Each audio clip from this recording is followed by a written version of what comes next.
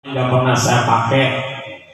Tetangga sebelah kanan belum tahu tak mau pakai, sengaja lewat ke depan rumahnya, jalannya agak lambat sedikit. Begitu nengok, belum lihat juga, berhenti dikit biar kelihatan. Nah, kalau seperti itu bukan mencintai Nabi, tapi dibenci oleh Nabi. Kenapa? Karena setiap sesuatu yang memamerkan kebanggaan dan kelebihannya, termasuk yaitu sifat-sifat yang buruk, dibenci oleh Rasulullah SAW. Dan juga bisa kita merayakan Maulid Nabi dengan menggunakan perhiasan-perhiasan yang kita miliki. Misalkan bapak-bapak punya jam tangan, pakai jam tangan atas dasar Maulid. Punya sepatu bagus, pakai sepatu bagus. Punya peci bagus, pakai peci bagus. Dengan niat memuliakan Rasulullah, itu sudah sama merayakan Maulid Nabi. Enak apa tidak, Bu? Apalagi kalau misalkan kaum ibu-ibu punya emas 100 kilo, bulan Maulid pakai, Bu, biar jalannya agak bungkuk dikit. Punya gelang banyak, pakai, mencintai Rasul. Gelangnya tidak ada, di rumah ada rantai motor, pakai, jadikan kongkorong, Bu. Kalau ditanya, tumben orang pakai yaitu rantai motor, cinta Rasul gitu. Tidak ada kongkorong tasbih 10 biji gantungin ke leher. Ditanya orang, kenapa pakai banyak? Cinta Rasul. Dikarenakan apa yang kita anggap paling terbaik, yang kita anggap paling bagus, kita pakai demi memuliakan Rasul, menghormati Rasul, maka orang tersebut sama dengan merayakan Maulid Nabi. Yang merayakan Maulid Nabi, mengagungkan Maulid Nabi, maka orang tersebut berhak mendapatkan syafaat daripada Rasulullah Sallallahu Alaihi Wasallam. Maka oleh karena itu, setiap yaitu manusia umat Rasulullah, kita harus sering memperkenalkan diri kita terhadap Rasul, memperkenalkan anak-anak kita terhadap Rasul, memperkenalkan keluarga kita terhadap yaitu Rasul. Dikarenakan dalam diri Rasul itu ada bagian yang wajib, ada bagian yang sunnah. Mana bagian yang wajib? Wajib setiap umat Islam itu harus meyakini, harus percaya 100% bahwa Nabi Muhammad Sallallahu Alaihi Wasallam adalah Rasul Allah, adalah utusan Allah yang diutus oleh Allah terhadap seluruh alam, termasuk manusia, kalangan hewan, kalangan para malaikat. Sebagai Rasul Allah, wajib setiap orang muslim percaya dan yakin bahwa Nabi Muhammad bin Abdullah adalah seorang Rasul. Ingat, Bu, ya, bahwa Nabi Muhammad bin Abdullah adalah seorang Rasul, utusan Allah.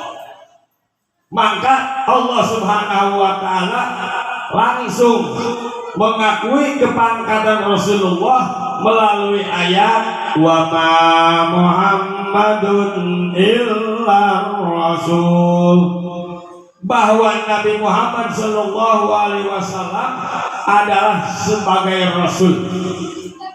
Sekalipun pada zaman dulu Nabi Muhammad tidak dipercaya.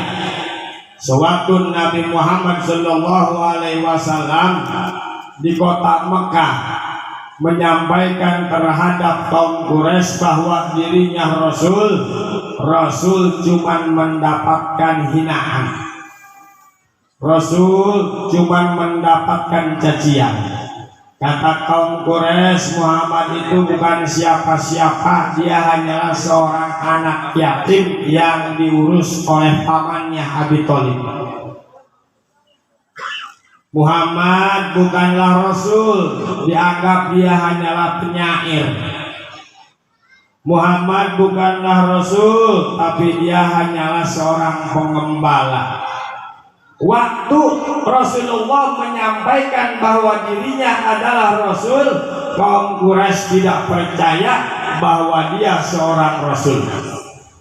Tetapi bagi kita sebagai umat yang sudah termasuk ummatul ijabah, wajib dan harus yakin bahwa Nabi Muhammad adalah sebagai Rasul yang ditentukan oleh Allah Subhanahu wa Ta'ala sebagai Nabi akhir zaman, sebagai yaitu Nabi yang paling terakhir. Akan mustahil adanya Nabi setelah Nabi Muhammad Sallallahu Alaihi Wasallam, dan sekaligus dijadikan oleh Allah Nabi yang paling terbaik di antara para nabi-nabi yang lain. Maka kalau misalkan zaman sekarang ada orang mengaku-ngaku dapat wahyu ataupun ngaku-ngaku sebagai nabi, maka jangan sekali-kali kita mempercayai orang tersebut sebagai nabi, orang tersebut sebagai rasul, dikarenakan sudah jelas nabi paling terakhir, nabi yang paling terbaik adalah junjungan kita Nabi Muhammad Sallallahu Alaihi Wasallam. Maka Allah menentukan sifat-sifatnya juga. Setiap Rasul wajib kita percaya apa yang diucapkannya, apa yang dilakukannya, dan apa yang disampaikannya itu adalah benar, adalah nyata. Apapun yang Rasul katakan, sekalipun berkaitan dengan alam nyata, alam goib, alam dunia maupun alam akhirat, kita harus yakin dan percaya bahwa itu adalah benar adanya. Mana perkataan perkataan Rasul yang sekarang kita tahu adalah hadis-hadis Nabi Muhammad Sallallahu Alaihi Wasallam. Sebagian hadis mengatakan, innama bu'istu liutammima makarimal akhlaq. Sesungguhnya aku diutus oleh Allah Subhanahu wa Ta'ala untuk menyempurnakan akhlak. Nah, kita percaya apa tidak Rasul diutus untuk menyempurnakan akhlak? Tidak diutus untuk memerintahkan sholat, tidak diutus untuk memerintahkan zakat, tidak diutus untuk memerintahkan puasa, tetapi Rasul diutus untuk menyempurnakan akhlak yang asalnya berakhlak jahiliyah harus menjadi berakhlak Islamiyah.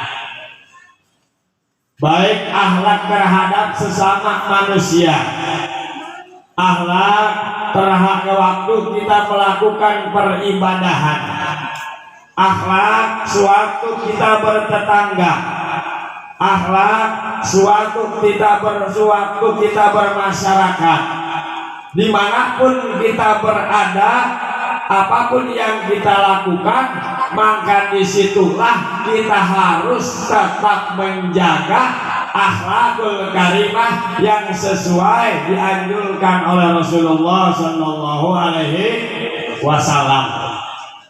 Seperti dalam sholat, setiap kita mau melaksanakan sholat, di situ ada akhlak, sering disebut yaitu adab.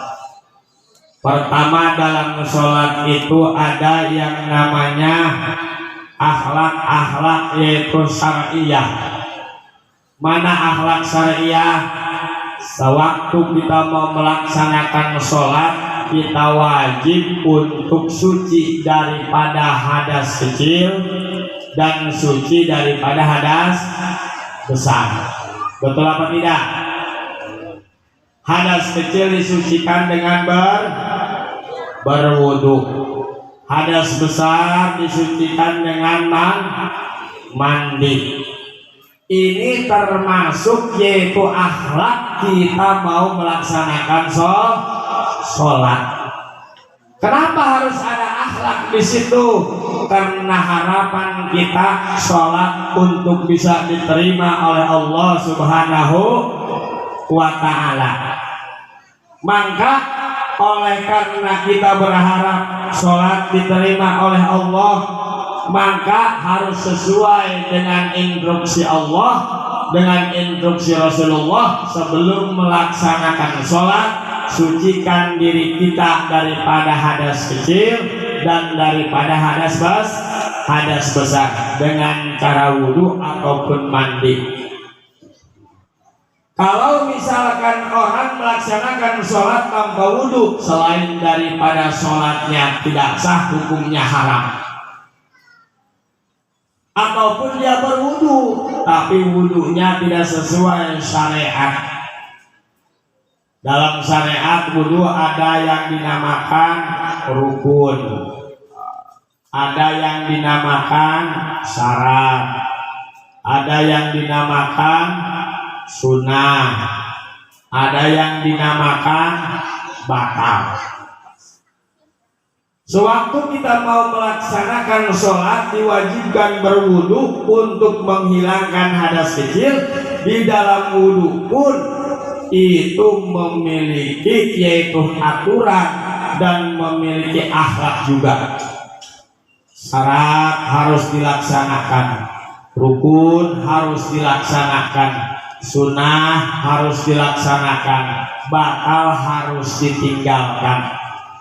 Maka oleh karena itu Allah mewajibkan kita untuk melaksanakan yaitu thalab ilmu, atau yang disebut mencari ilmu. Itu hanya sebahagian.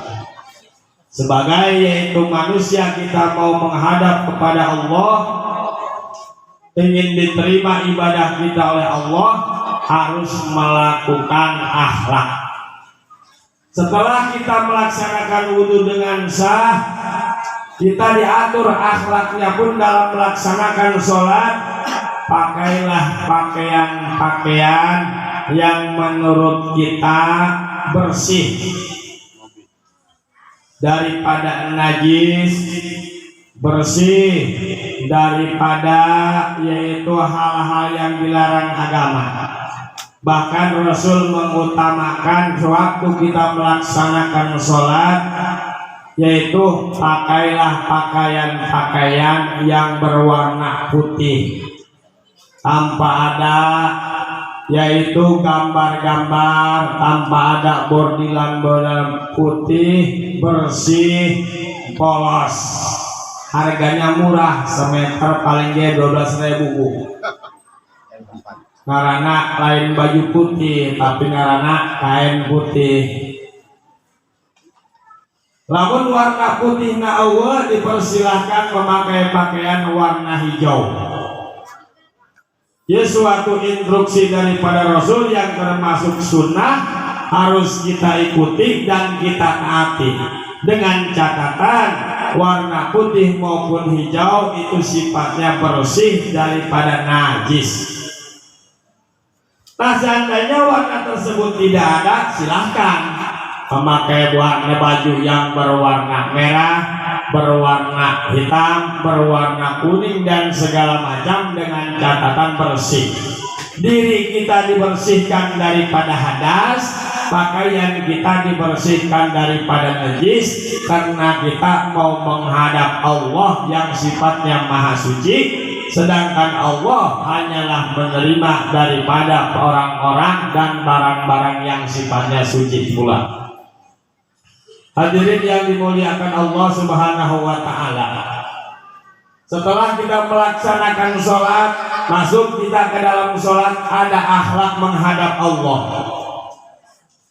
Sewaktu kita mau melaksanakan sholat, dalam hati ingat bahwa yang kita sembah, yang mau kita sholat adalah Zat Sang Pencipta yang telah memberikan kita nikmat sehat jasmani, yang telah memberikan kita nikmat sehat rohani, yang memberikan kita nikmat panjang umur, yang memberikan kita bisa berjalan, yang membuat kita bisa melihat, yang membuat kita bisa mendengar dan segala macam, dengan tujuan agar ada kekhusyuan di dalam melaksanakan sholat.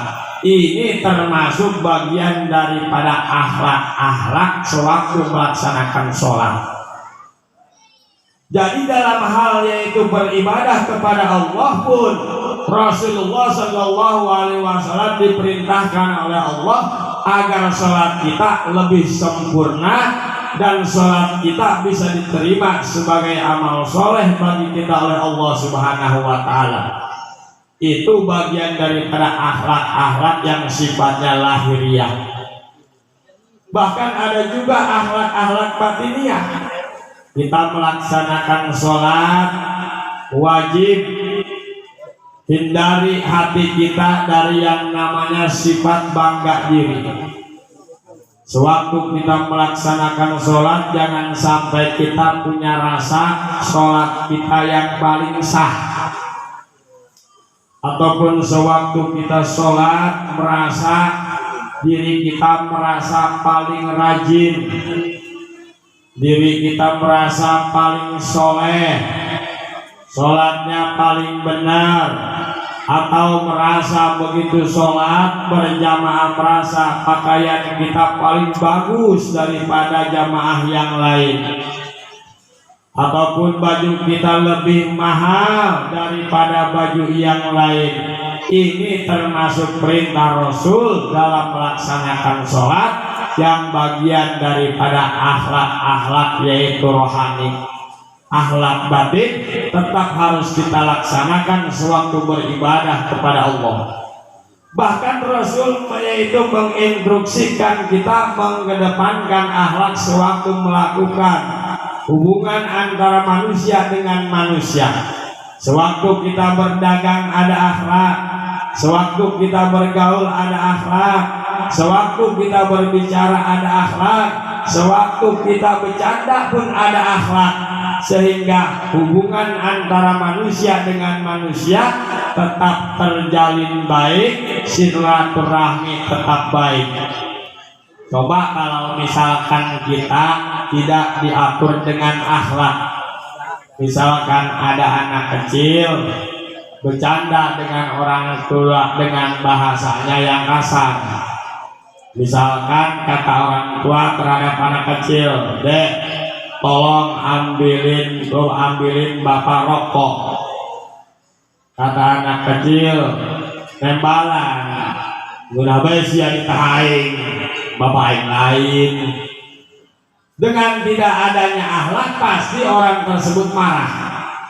Setelah marah pasti timbul emosi. Setelah timbul emosi, akhirnya bisa putus silaturahmi antara sesama yaitu manusia, antara sesama umat manusia. Maka oleh karena itu Rasul diutus oleh Allah Subhanahu wa Ta'ala ke alam dunia ini untuk menyempurnakan akhlak.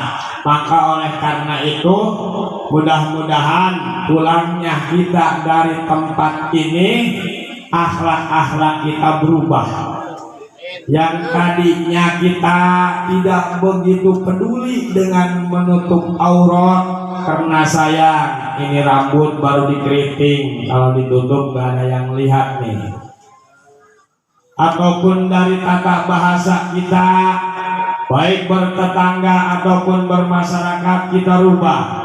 Maka mudah-mudahan dengan merayakannya kita maulid pada malam ini, akhlak kita bisa berubah, yang tadinya kurang bagus menjadi bagus, yang tadinya kita tidak mau menutup aurat setelah maulid jadi menutup aurat, yang tadinya suka ngerumpi habis maulid tidak ngerumpi, yang tadinya suka riba habis maulid tidak riba, yang tadinya ngomongin tetangga habis maulid tidak ngomongin tetangga, karena dalam hati kita ingat kita adalah sebagai umat Rasulullah Sallallahu Alaihi Wasallam. Cukup ingat itu dalam hati, sewaktu kita mau melaksanakan hal-hal yang kurang baik, insya Allah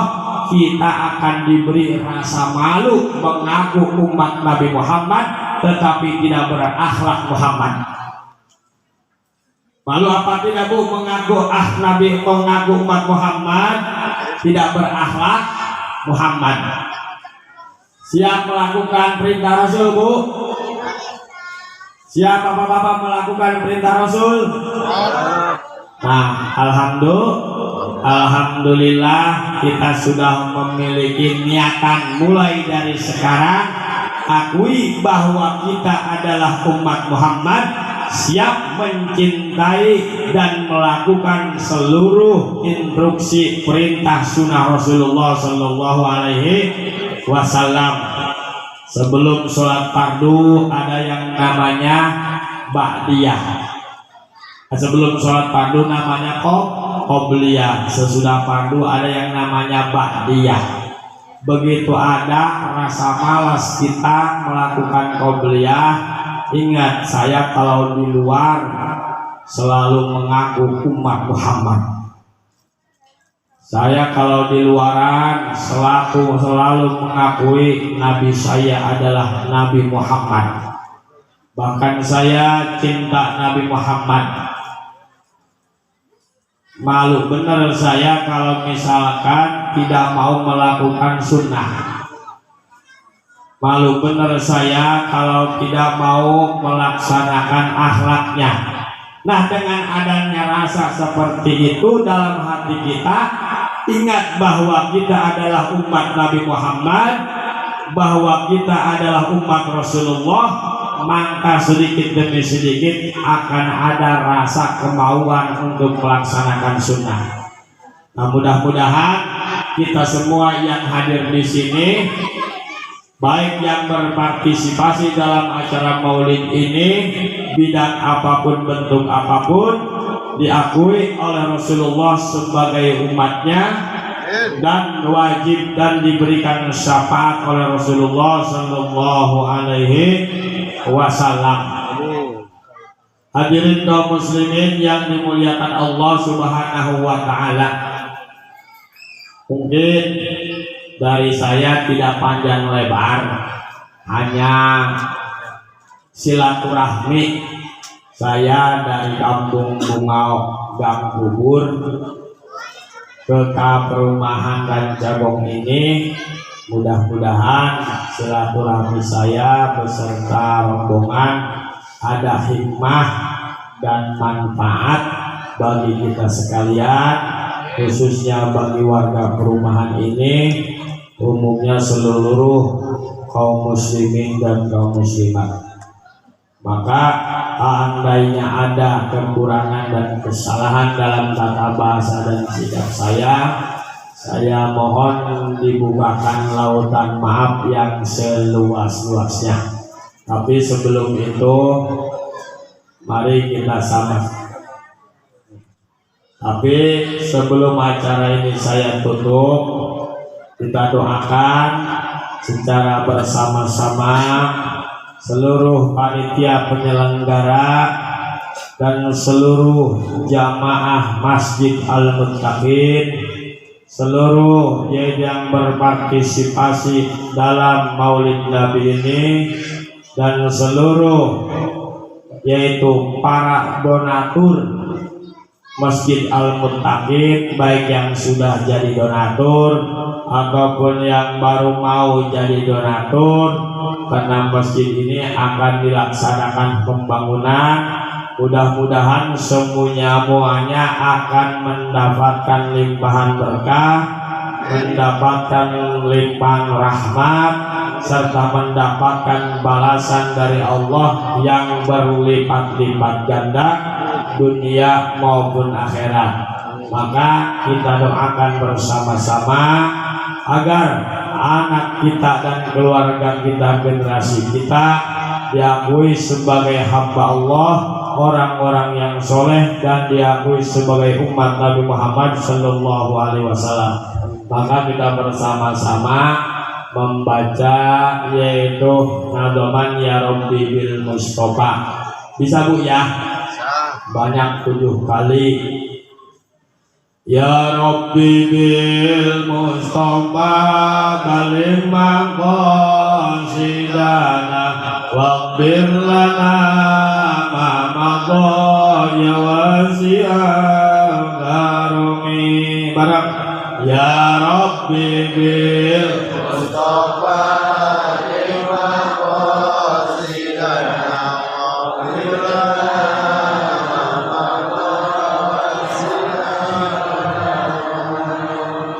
Ya Rabbi bil Mustafa baligh maqasidana waghfir lana ma madha ya wasi'al karami. Ya Rabbi bil Mustafa baligh maqasidana waghfir lana ma madha Ya Rabbi bil Mustafa baligh maqasidana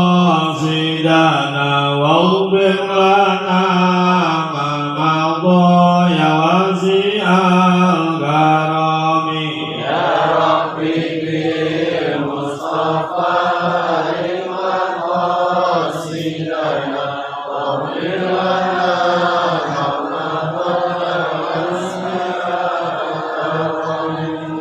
Ya Rabbi bil Mustafa baligh maqasidana waghfir lana ma madha ya wasi'al karami. Ya Rabbi bil Mustafa baligh maqasidana waghfir lana ma madha ya wasi'al karami. Ya Rabbi bil Mustafa baligh maqasidana waghfir lana ma madha ya wasi'al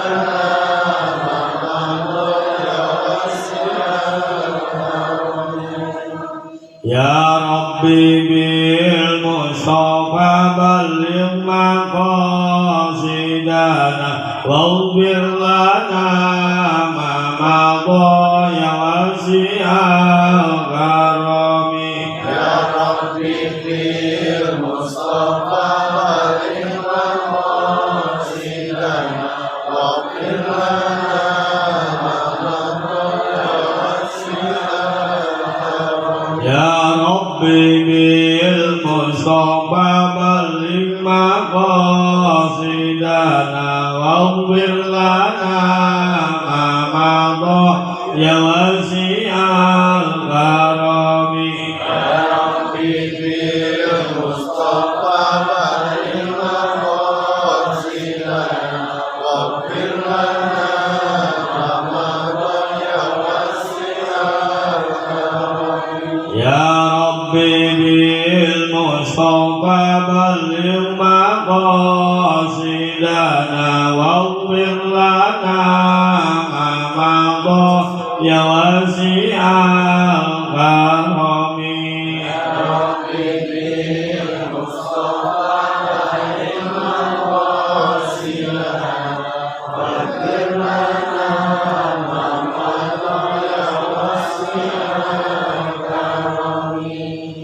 Itu disebut saniran. Kalau diartikan ya Rabbi, wahai Tuhanku, bil Mustafa demi kemuliaan Nabi Muhammad, baligh maqasidana hasilkanlah segala maksud dan tujuan kami, waghfir lana dan ampunilah mamado seluruh dosa-dosa kami yang telah terlewat.